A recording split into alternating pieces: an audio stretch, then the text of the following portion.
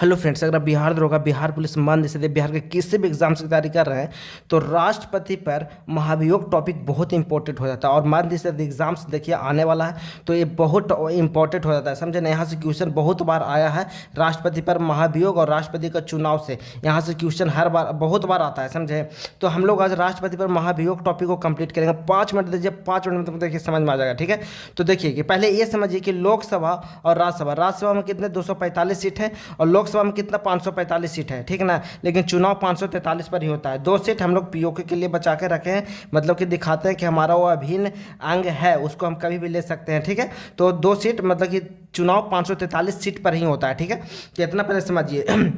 और राज्यसभा में कितना 233 सीट है, मतलब अलग अलग राज्यों से जितना भी राज्य हो वो सबका यहाँ सदस्य आते हैं और 12 को मनोनीत होते हैं, ठीक है।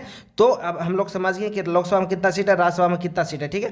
अब देखिए, अब मान लीजिए कांग्रेस को महाभियोग प्रस्ताव लाना है, ठीक है। तो क्या करेगा, पहले पहले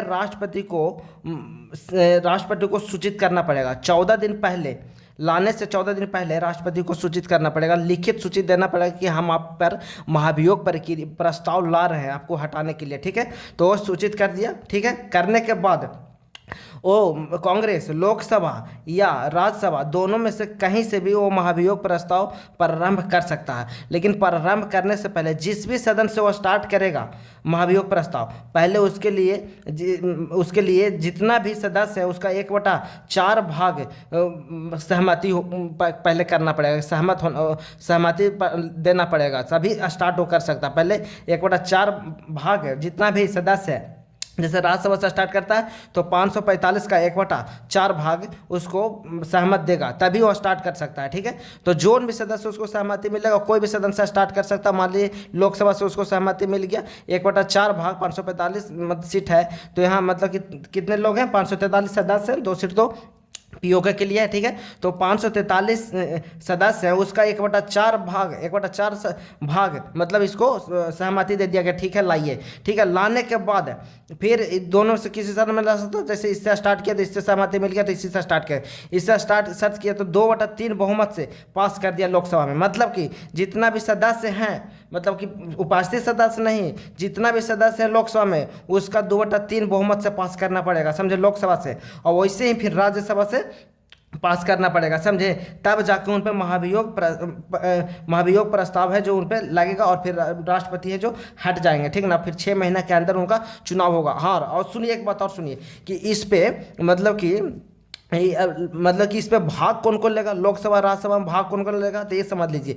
सांसद के सभी सदस्य लेंगे, निर्वाचित और मनोनीत, समझ, जितना भी निर्वाचित है और 12 को मनोनीत रहता है ना, वो भी भाग लेगा, ठीक है। अब हम लोग अब डिटेल में लिखित में पढ़ लेते हैं। देखिए क्या राष्ट्रपति पर महाभियोग किस प्रकार लगाते हैं, यहाँ पर हमें समझ के पढ़िए, ठीक है। हम समझा दिए, अब आगे समझिए आप लोग।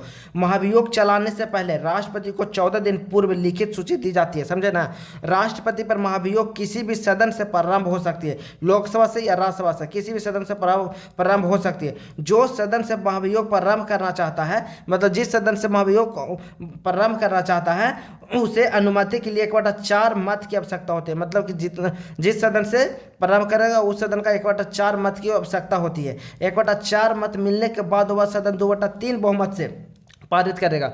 1/4 मत मिल गया और फिर जितना भी सदस्य हैं, 543 सदस्य हैं, तो उसका 2/3 बहुमत से पारित करेगा, समझे। तो लोकसभा से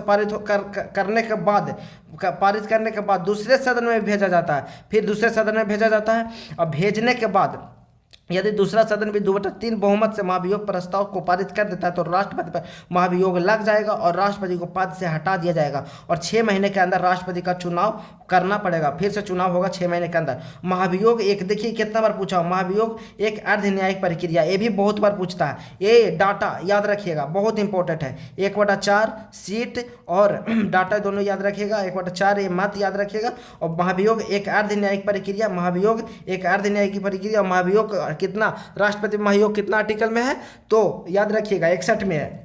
ये पूछता है नोट में देखिए, महाभियोग में सदन की कुल संख्या का 2/3 बहुमत की आवश्यकता होती है, समझे ना। जितना भी संख्या होता ना है कोई भी जिस सदन में, उसका 2/3 ना कि उपस्थित। उपस्थित तो चारों को आएगा, उपस्थित हो जाएगा और उसका 2/3 तुरंत कार्यक्रम कर देगा। ये नहीं होता है, मतलब कि जितना सदस्य चुन के भेजा गया है लोकसभा में या राज्यसभा में, उसका 2/3 से बहुमत से पास करना पड़ेगा। ठीक है, अब तक किसी भी राष्ट्रपति महाभियोग नहीं लगाया गया है। ठीक है, तो ये याद रखिएगा कि निर्वाचित प्लस मनोनीत दोनों भाग लेते हैं महाभियोग प्रक्रिया में। इस तरीके से हटा दिया जाता है। बहुत इंपॉर्टेंट है, इसको याद रखिएगा। ठीक है, और